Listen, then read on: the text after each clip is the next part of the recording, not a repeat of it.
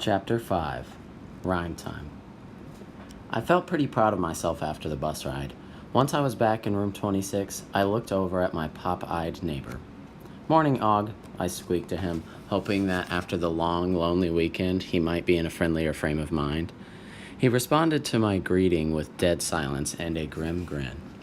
Or maybe he couldn't see me because there was a huge piece of paper taped to the front of his glass box. And something about that note must have been pretty funny because all of my classmates were laughing. Hard. "All right, what's so funny?" asked Miss Brisbane. "Og," said Gail. She was giggling so hard I was afraid she'd get the hiccups again. Mrs. Brisbane ripped the paper off the cage and read it. "Help! I'm a prince who's been turned into a frog. Kiss me, quick!" Somebody made loud smacking sounds which made everyone laugh even louder. Mrs. Brisbane looked up from the paper. "I heard that, Kirk. Are you volunteering to kiss Og?" It was a pretty disgusting thought to me, but everyone else laughed. "I think it has to be a girl," said Kirk. Mrs. Brisbane folded up the paper. "Thank you for our joke of the day. You can stop giggling, Gail. Now, let's all calm down and get to work. I'm anxious to hear the poems you've written, but let's get our spelling quiz out of the way first. Please take out a pencil and a piece of paper." Whoops! I'd done a lot of thinking over the weekend. Something I hadn't thought about was our spelling quiz. Mrs. Brisbane and my classmates don't know that I usually slip into my sleeping house with my notebook and pencil and take the quizzes too. I still hadn't gotten 100% like Save. I hoped I would someday. This would not be the day. I did all right with practice, jewel, and pound, but accommodate? Did Mrs. Brisbane really think anyone except Saya would get that right? It looks like they threw in some extra letters left over from another word. Next, it was time for the poems. "Kirk, you seem to want to be the center of attention this morning. You can go first." Kirk jumped up and said, "I've got to write mine on the board." Mrs. Brisbane told him to go ahead. When he was finished, he read it aloud. It's called Frog. Here goes. Funny, ribbits, oily, green. That's a frog. Take away the funny ribbits, you've got Og. Mrs. Brisbane smiled and nodded her head. "Well done, Kirk. Very clever. What do you think, class?" "Does that say oily?" asked "Repeat it, please, Richie." "Frogs aren't oily." Kirk wrinkled his nose. "Well, he looks oily, even if he isn't. Besides, I need an O word to spell frog." Mrs. Brisbane asked the class to help Kirk out with another O word. I decided to speak up. "Obnoxious! Offensive!" I yelled. I almost said unfriendly, but it doesn't begin with an O. No one seemed to hear me. Sometimes I wish I had a big booming voice like AJ's. "Honest?" asked Seth, jumping out of his seat. "Sit still, Seth. That's a good guess, but honest starts with a silent H." Mrs. Brisbane wrote the word on the board. Silent H. No fair. I'll have to watch out for that one. "How about odd?" suggested Art. What do you think, class? Do some people think frogs are odd?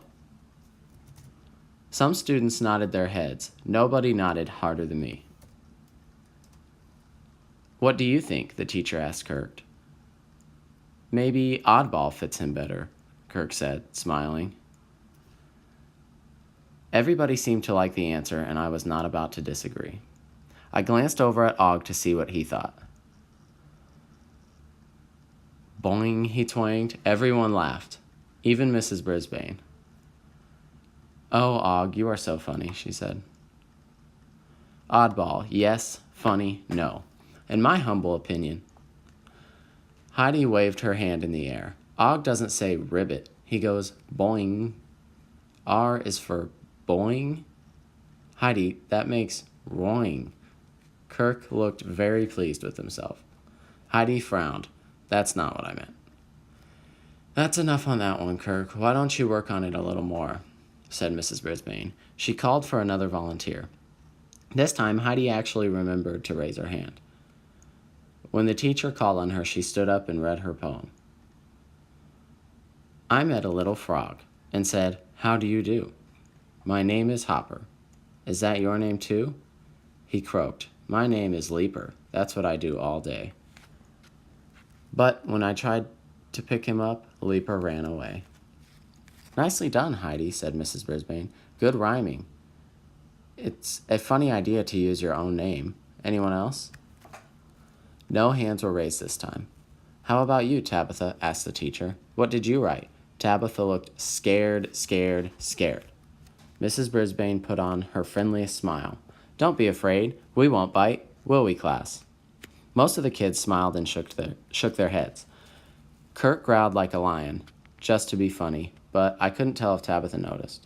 Slowly, she stood up and picked up her paper.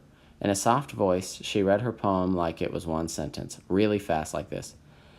People think bears are mean, but they've never seen Smiley. He doesn't growl or make you sad. He wouldn't ever want to be bad, Smiley.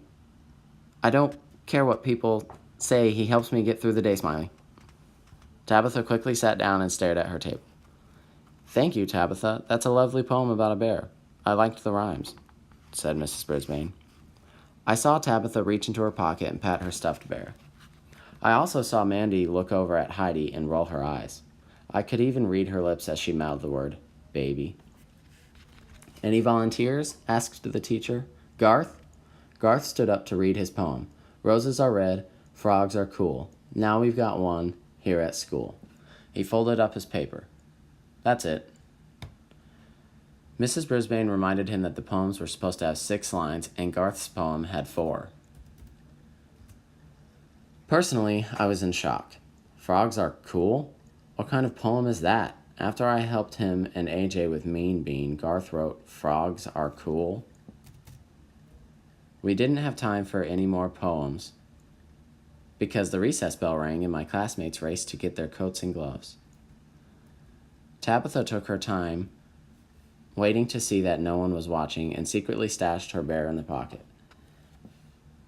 Saya stayed behind too and approached her. I liked your poem. Is Smiley your bear's name? She asked. Tabitha nodded, but she didn't say anything. She didn't know why Saya was or how hard it was for her to come up and talk like that, but I knew. He's nice, said Saya. Are you coming out to recess? Tabitha nodded again. Saya waited, but when the room was silent as a tomb. That's about as quiet as it can get. Somehow, it felt even worse to think that Og tried to talk to me and gave up. Still, Saya had learned a brand new language when she came to this country. Maybe Og and I could learn to understand each other. I returned to my wheel and started spinning as fast as I could. I spun until it was almost dark. At last, the door swung open and the lights came on. I have arrived, Aldo announced, waving his broom. No applause, please. Hello, hello, hello, I shouted. I was never so glad to see anybody in my life. Aldo hurried toward my cage, rubbing his arms. Hey, it's cold in here. They turn the heat down at night to save money, but it's freezing outside. And it's almost freezing in here, said Aldo. He turned to Og's cage. Hey, Og, how's the world treating you? When Og didn't answer him, Aldo turned back to me. He's the strong, silent type, I guess. Say, humph, old pal, I've been thinking. About the idea of getting a better job, you know. Maria thinks I should go back to school. I tried to imagine Aldo sitting at a little table all day with Miranda, Richie, and Seth. I didn't think his legs would fit. I could go to college during the day and still work here at night. College? I hoped they had bigger chairs there. Aldo pulled up a chair, so we were practically whisker to whisker. See, I went to college for a year. When my dad died, I quit because I needed to make money. I thought I'd go back, but I never did. It's never too late, I squeaked. Aldo shook his head. I'm not a kid anymore. He reached in his pocket. Maria got me this application for City College, but I don't know. City College? That's where Natalie the babysitter went. She said that's where people go to become doctors and lawyers and teachers. That's where people go to study things like psychology and get good jobs. Go, go, go, I said, hopping up and down. Maria thinks I'm smart enough, said Aldo. I just don't know if I can handle all that studying. He sighed and rose from his chair. Guess I'd better get this room cleaned, or I won't have a job at all. Aldo tucked the application back in his pocket. First, I'm going to turn up the heat. Good old Aldo. He was a thoughtful guy, and a smart guy, too. I hoped his wife could talk him into going back to school. I wasn't sure I could do it all by myself, and I was pretty sure Og wouldn't be any help at all. One of the most beautiful qualities of true friendship is to understand and be understood.